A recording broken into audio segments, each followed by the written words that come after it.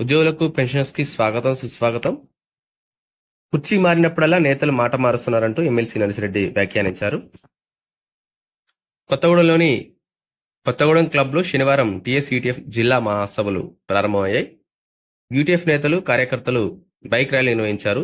సంఘం జెండా ఆవిష్కరణ అనంతరం ఏర్పడినటువంటి సభలో నర్సిరెడ్డి మాట్లాడుతూ, ఉపాధ్యాయ ఉద్యోగులకు టీఏడీఏలు, జీపీఎఫ్ డబ్బులు ఇవ్వకుండా రాష్ట్ర ప్రభుత్వం ఇబ్బందులు పెడుతుందని, బీఆర్ఎస్‌కి చెందినటువంటి మాజీ మంత్రులు అలా పేర్కొనడం హాస్యాస్పదంగా ఉందన్నారు.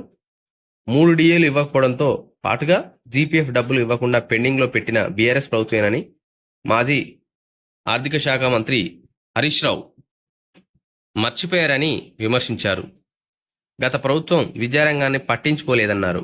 ప్రస్తుతం రాష్ట్రంలోని కాంగ్రెస్ ప్రభుత్వం గత ప్రభుత్వం కంటే కొంత మెరుగ్గా ఉద్యోగుల సమస్యల పరిష్కారం కోసం కృషి చేస్తుందని తెలిపారు.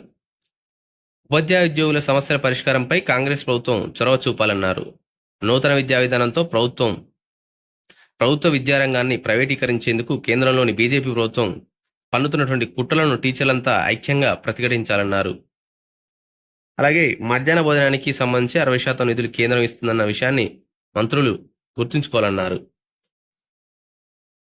కార్యక్రమంలో రాష్ట్ర ప్రధాన కార్యదర్శి చావరవి మాట్లాడుతూ, పెండింగ్లో ఉన్నటువంటి డిఏలు, ఈ కుబేర్లోని బిల్లులు చెల్లించేందుకు ప్రభుత్వం చర్యలు చేపట్టాలని కోరారు.